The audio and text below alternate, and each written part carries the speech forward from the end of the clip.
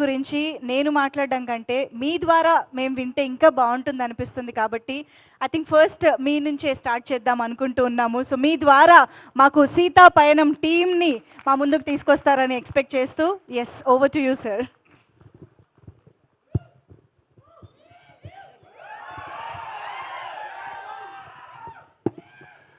సీతా పయనం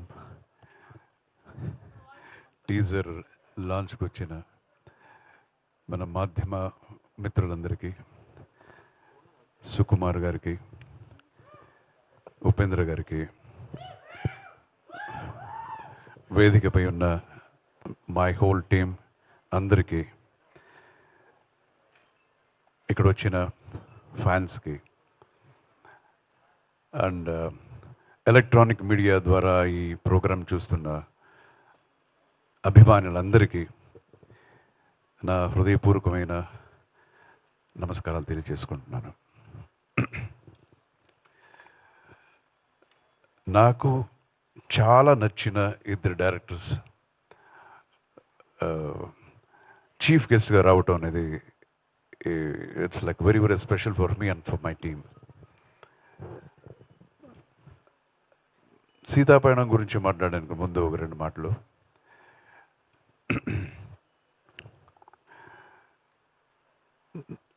it's been like some 15 years ముందు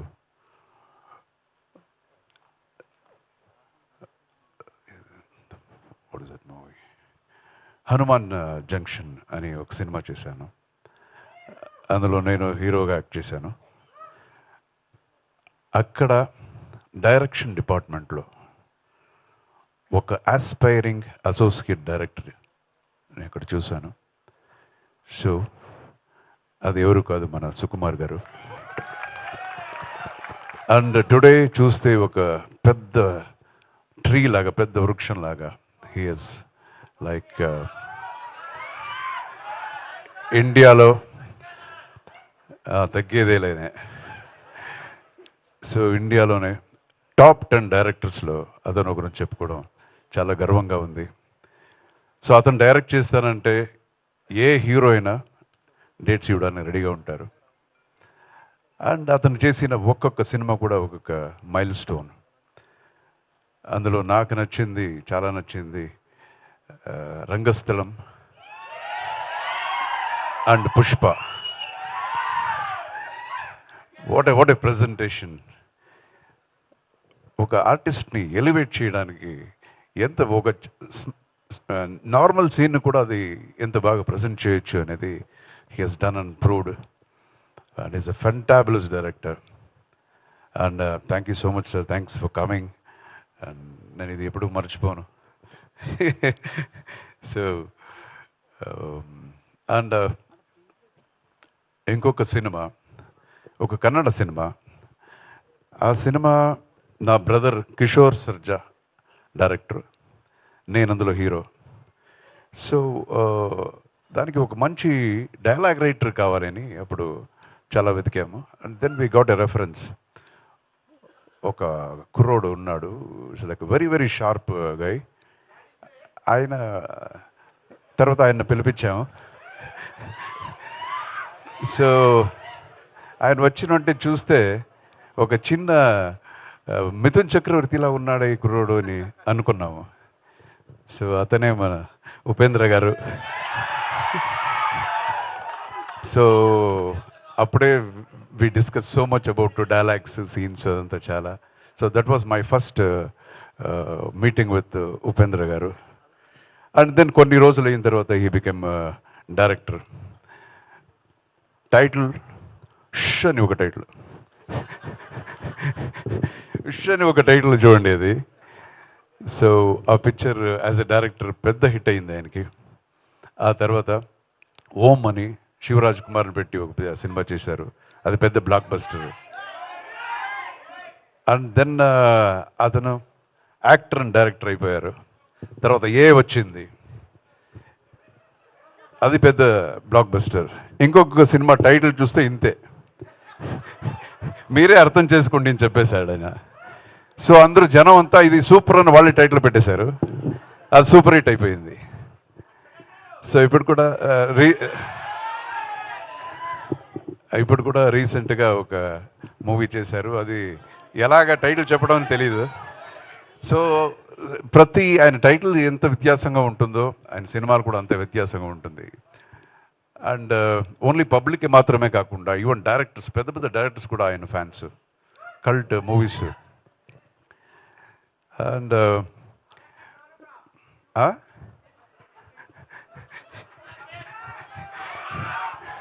so ప్రతి ఇండస్ట్రీలో ఊరికే కమెంట్ చేసే బ్యాచ్ ఉంటారు కదా. అప్పుడు కూడా కన్నడ ఇండస్ట్రీలో ఈయన్ని చూసి come on you are so indifferent అని చెప్పారు ఆయన్ని.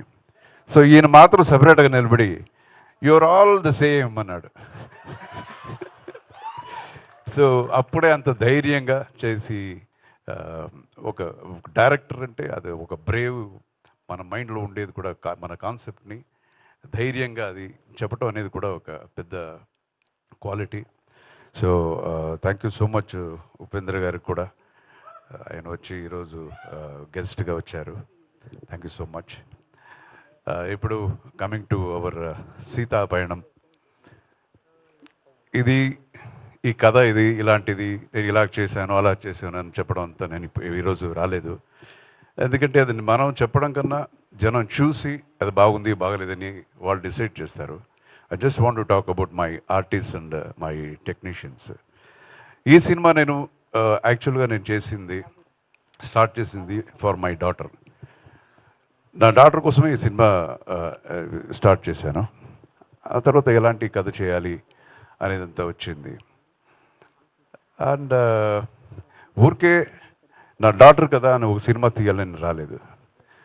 ఐ సా ద డెడికేషన్, ఒక సినిమా పట్ల ఒక ఇంట్రెస్ట్, అది చూసి I thought I will presenter something, ఒక సినిమా ప్రజెంట్ చేద్దామని ఈ పిక్చర్ స్టార్ట్ చేశాను.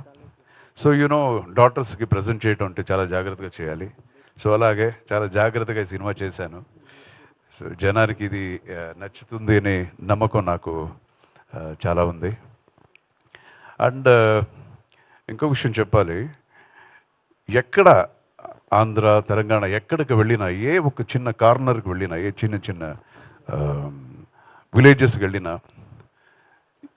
నేను ఎప్పుడో 40 years ముందు చేసిన సినిమాల గురించి ఎంత చెప్తుంటారు. మాపల్లె గోపాలుడు, రాణి రాణమ్మ పాట మీరు అని ఎంత బాగా చేశారంటారు. పుట్టింటికి రాచెల్లి అని చెప్తారు. అది ఒకే ఒక్కడు చాలా ఏది మర్చిపోలేదు. The kind of love they are showing, అది నిజంగా మర్చిపోలేను. సో ఆ ఒక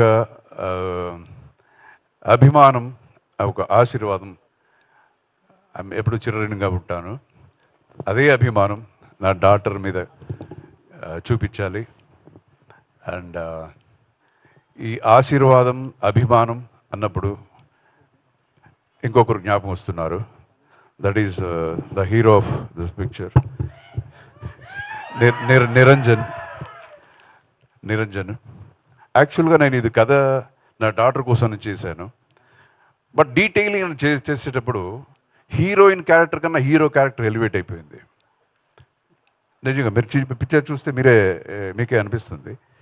సో ఈ క్యారెక్టర్లో చాలా ఎక్స్ప్రెషన్స్, అన్నీ ఒక వర్సటాలిటీ ఉండే ఒక క్యారెక్టర్ ఆయన చేసింది.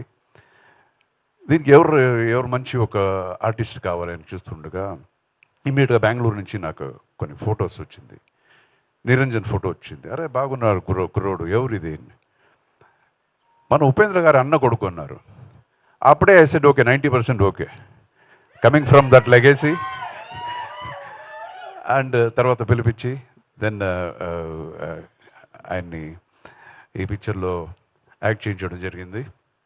And I want to tell about him.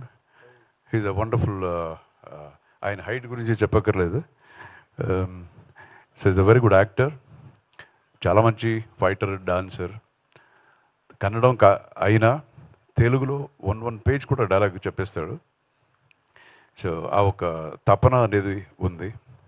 So I wish him all the best, the great future for both hero and heroine, my daughter. And ఈ పిక్చర్లో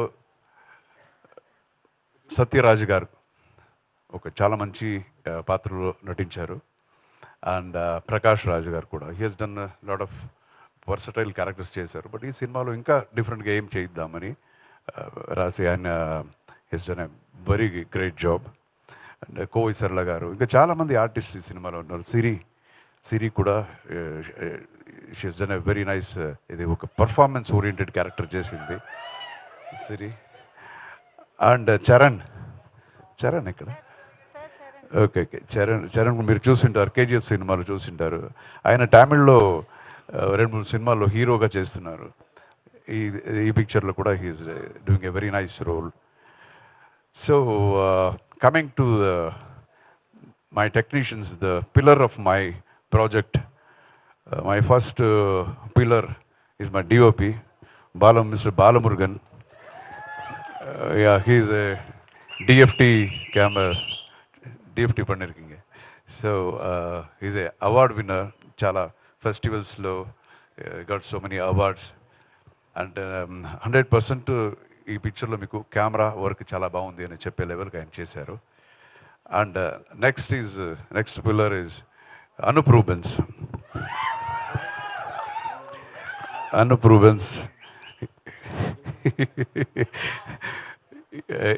ఈ సినిమాలో ఒక 5 సాంగులు ఉన్నాయి, చాలా మంచి సాంగులు. అండ్ నేను చాలామంది పెద్ద మ్యూజిక్ డైరెక్టర్స్తో వర్క్ చేశాను, including Ilaiyaraaja sir and Rahman గారు అండ్ విద్యాసాగర్, వీళ్ళంతా గ్రేట్ మ్యూజిషియన్స్. అండ్ నా ఇప్పుడు ఈయనతో చేస్తున్నాను. He's like he deserves more అనిపిస్తుంది, because he has got so much of talent. 1 hourలో 2-3 ట్యూన్స్ వచ్చేస్తుంది. బట్ ఆయన రావటం లేట్ అయింది అంతే. సో మీరు పాట వింటే మీకు తెలుస్తుంది. He has done a wonderful job, not only music but background score అన్నీ. His work will speak. And ఇలాంటి సాంగ్స్ని రాసింది ఎవరు అంటే ఆస్కర్ అవార్డు విన్నర్ మన చంద్రబోస్ గారు. ఆయనతో ఫస్ట్ టైం నేను వర్క్ చేస్తున్నాను. And I was totally amazed ఆయన వే ఆఫ్ వర్కింగ్. ఇక్కడ ట్యూన్ చేస్తుంటే ఆయనకి వర్డ్స్ వస్తుంటాయి, పేపర్లో కూడా రాసుకోడు, ఫుల్ సాంగ్ అయిపోయిన తర్వాత ఫుల్ పాడేస్తాడు అగైన్. సో ఇది ఎలాగా మెమొరీ అనేది నాకు అర్థం కాలేదు. సో ఈజ్ డన్ 2 సాంగ్స్, చాలా మంచి సాంగ్స్ ఆయన రాశారు. తర్వాత కాసర్ల శ్యామ్ సార్, కూర్చోండి సార్, కాసర్ల శ్యామ్ అని ఆయన కూడా ఒక 3 సాంగ్లు రాశారు. 3 different songs. And then comes ఈ సాంగ్ని ఎవరు తీశారు అంటే Srishti Varma. She's a very young girl, very talented girl. చాలా బాగా చేసింది సాంగ్ని. ఒక సాంగ్ సృష్టి వర్మ, ఇంకొక సాంగ్ లలిత శోభి అని ఇంకొక మాస్టర్ చేశారు. So this is my technician and my fight master Babu. Hello, fight master Babu. ఈయన అప్పుడు చాలా సినిమాలు నాతో వర్క్ చేశాడు. జై హిందూ ఆ టైంలో నుంచి అంతా ఫైటర్ గారు చాలా చేసి ఇప్పుడు ఫైట్ మాస్టర్. ఇప్పుడు రజనీ గారు సినిమా కూడా హీజ్ వర్కింగ్. సో ఫైట్స్, ఇది సినిమాలో ఒక 4 ఫైట్స్ ఉంటాయి, మీకు నచ్చేలాగుంటాయి. కూర్చో. So this is my team. And ఇక్కడ I want to like thank some people also.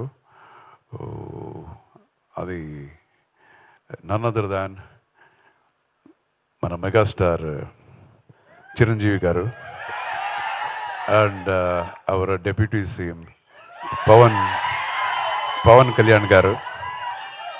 నేను ఎందుకు ఇక్కడ చెప్తున్నానంటే, ఈ కథని ఫస్ట్ నేను చెప్పింది చిరంజీవి గారికి. సార్, ఎవరికి ఈ క్యారెక్టర్ ఎవరు బాగుంటుంది, ఏ హీరో బాగుంటుంది అని ఒకసారి నాకు చెప్పు అర్జున్, కథ వింటాను అని. సో ఒక 2 hours 2.5 hours కథ చెప్పాను, డీటెయిల్గా చెప్పాను. అది అయిన తర్వాత అనదర్ 2 hours ఆయనకు అంత నచ్చింది ఈ కథ. సో ఈ పిక్చర్లో చాలా ఆయన కాంట్రిబ్యూషన్ కూడా ఉంది, బికాస్ డిస్కషన్ లాగా జరిగింది మనకి 2-3 times. So I thank him from the bottom of my heart. And Pawan Kalyan గారు, ఆయన ఈ పిక్చర్ ఓపెనింగ్ అని పిలిచాను నేను. మోస్ట్లీ రారు అనుకున్నాను, అయినా పిలవాలి అని వెళ్ళి పిలిచాను.